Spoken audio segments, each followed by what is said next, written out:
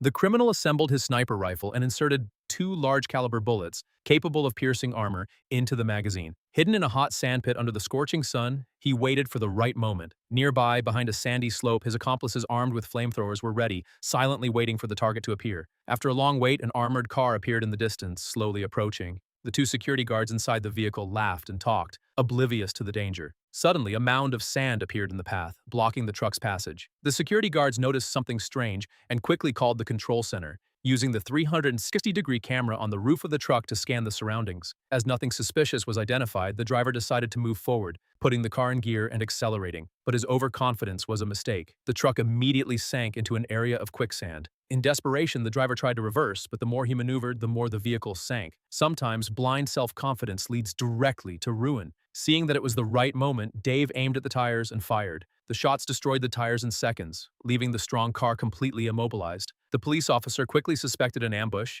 and asked the control center to operate the camera again. This time, they were able to identify the robber's hiding place and called the SWAT team to provide support on site. The control center also remotely activated a machine gun mounted near the hiding place, which began to fire intensely. After all, the truck was loaded with hundreds of gold bars and millions in cash, a robbery with unimaginable consequences. However, the robbers were part of a well-organized gang, positioned at a high point. They quickly destroyed the truck's camera with a precise shot without live monitoring. The control center was left blind, just hoping that the tactical team would arrive in time. At that moment, the criminals launched a new offensive. Ho, wielding a flamethrower, quickly approached the vehicle and launched an intense burst of fire against the driver's side. The temperature inside the cabin rose rapidly, forcing the two agents to abandon the truck to avoid being burned to death. However, when they tried to escape, they were surprised by Dave, who already had them in the sights of his rifle. After eliminating them, he ran to the truck, digging up the previously hidden spare tire. While his accomplices used a jack to lift the vehicle, the others acted with precision, quickly replacing the damaged tires.